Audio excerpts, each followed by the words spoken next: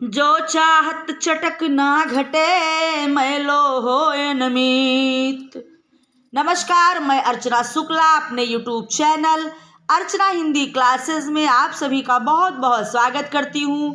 मेरी कक्षा अर्चना हिंदी क्लासेस कक्षा 10 और 12 के लिए विशेष रूप से चलाई जा रही है, जिसमें कि हिंदी साहित्य और ग्रामर का मिश्रण है। अभी चूंकि चैनल नया है तो आपको अभी साहित्य ही मिल रहा है। आपके परीक्षा के पहले सारे कोर्स आपको दे दिए जाएंगे। चलिए देखते हैं। जो चाहत चटक ना घटे मैलो होए नमित, रजराजस नभ छुआई तो नेह चीकने चित। प्रस्तुत दोहा बिहारी के नीति के दोहे हैं, जिसमें कि पहले हम 4 दोहे नीति में पढ़ चुके हैं। ये 5वां दोहा है। कहते हैं बिहारी जी, जो चाहत चटक ना घटे।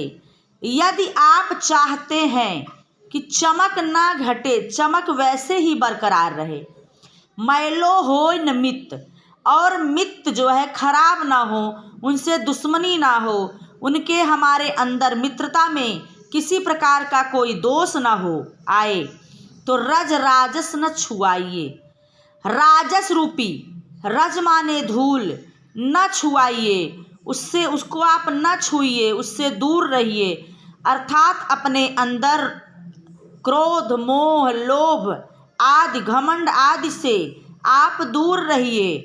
तो नेह चीकने चित्त, तब आपके नेह, स्नेह चीकने होंगे, अच्छे होंगे, और चित्त जो है आपका पवित्र होगा।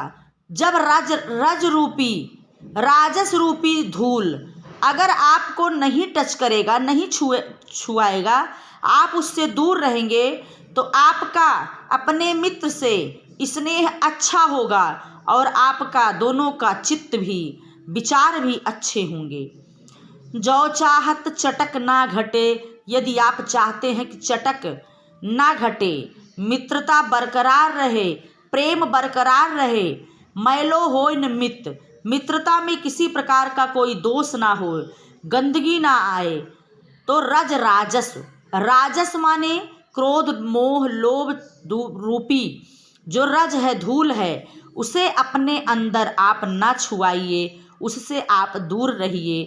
तब जो है, तब माने तब, नेह चीकने, आपके दोनों के मित्रता, स्नेह अच्छे होंगे और आपके विचार भी अच्छे होंगे। आइए देखते हैं 16वां।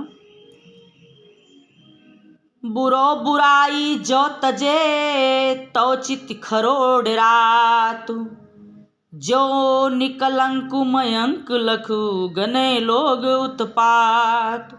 कह रहे हैं बुरो बुराई जो तजे। बिहारी जी कहते हैं कि अगर कोई बुरा व्यक्ति बुराई तजता है, छोड़ता है, त्यागता है, तो चित्त खरो डरात, तो अच्छे व्यक्तियों का चित्त जो है, मन जो है, वो डरता रहता है। भैया क्या बात है, कल वो गोली मार रहा था, बंदूक मार रहा था, चोरी कर रहा था, डकैती कर रहा था, आज एकाएक साधु बन गया है। इसका मतलब है ये साधु के पीछे कौन सा बुराई करने वाला है, कौन सा घात करने वाला है, कौन सा कांड करने वाला है। व्यक्ति उस पर विश्वास नहीं करता है, बल्कि उससे डरता है।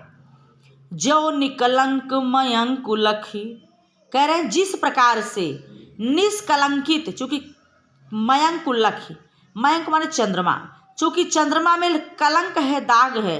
अगर कोई व्यक्ति चंद्रमा को निष्कलंकित जब देख लेता है, तो गने लोग उत्पात, लोग सोचते हैं कि कोई उत्पात होने वाला है, कोई बुरा होने वाला है। आज चंद्रमा निष्कलंकित क्यों दिखलाई पड़ रही है। उसी प्रकार से बुरे व्यक्ति के बुराई को व्यक्ति जानता है कि बुरा है, तो उससे सतर्क रहता है।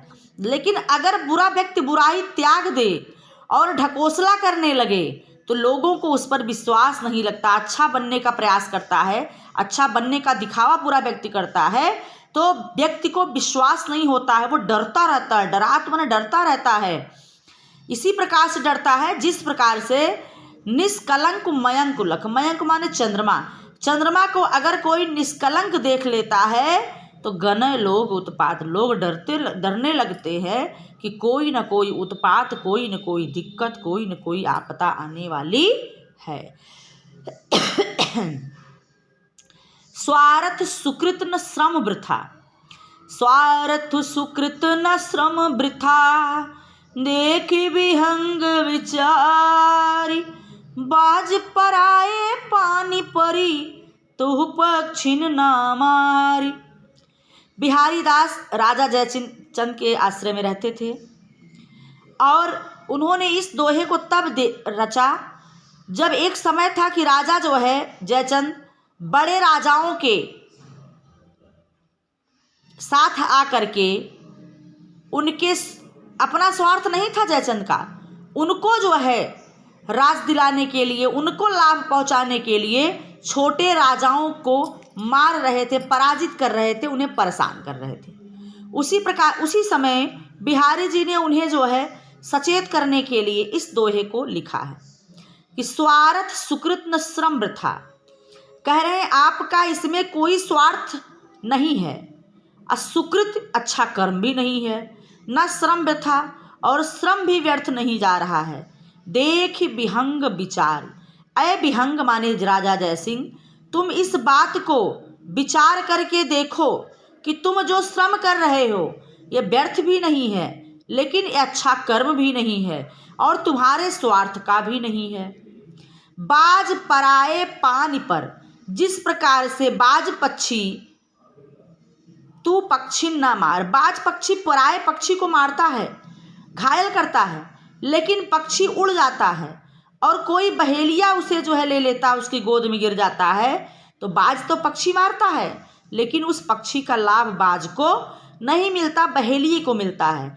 इसी प्रकार से अय बाज राजा जय सिंह, तुम पराए पानी, पानी माने होता है हाथ, अपने हाथ से तुम दूसरे पक्षी को ना मारो, चूंकि तुम पक्षी को मारते हो, तू पक्षी ना मार, तू पक्षी को मारते हो, तुम पराए राजाओं को, छोटे छोटे राजाओं को घायल कर रहे हो, उसमें तुम्हारा कोई स्वार्थ नहीं है, तुम अच्छा कर्म भी नहीं कर रहे हो और तुम्हारा श्रम भी व्यर्थ जा रहा है, इसलिए कि तुम जो है जो ये श्रम करके पक्षियों को मार रहे हो, राजाओं को मार रहे हो, राजाओं को परेशान कर रहे हो, इसमें तुम्हारा कोई लाभ नहीं है, इसका लाभ अन्य राजाओं को मिल रहा है, लेकिन पाप के भागीदार तो तुम ही होगे।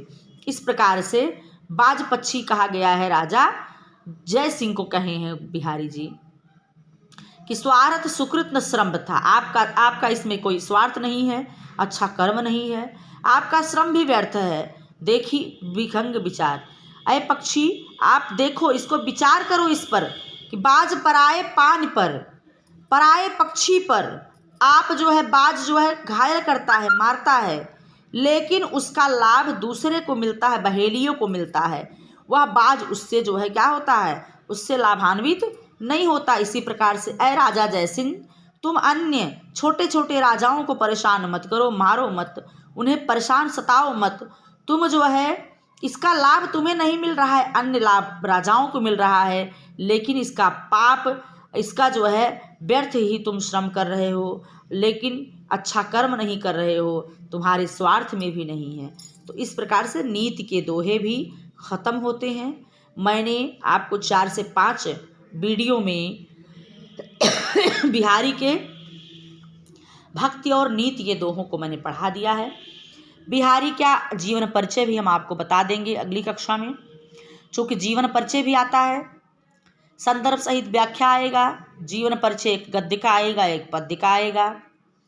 इस प्रकार से जीवन परिचय भी आपको तैयार करना पड़ेगा, कहानी की तरह आप तैयार कर लीजिए। बहुत रटने की ज़रूरत नहीं है, क्योंकि रटने जैसी कोई चीज़ नहीं है, समझ लीजिए, उस पर थोड़ा सा गंभीरता से विचार कर लीजिए, जीवन परिचय भी तैयार हो जाएगा। आज की कक्षा बस इतनी ही, आगे फिर मिलते हैं।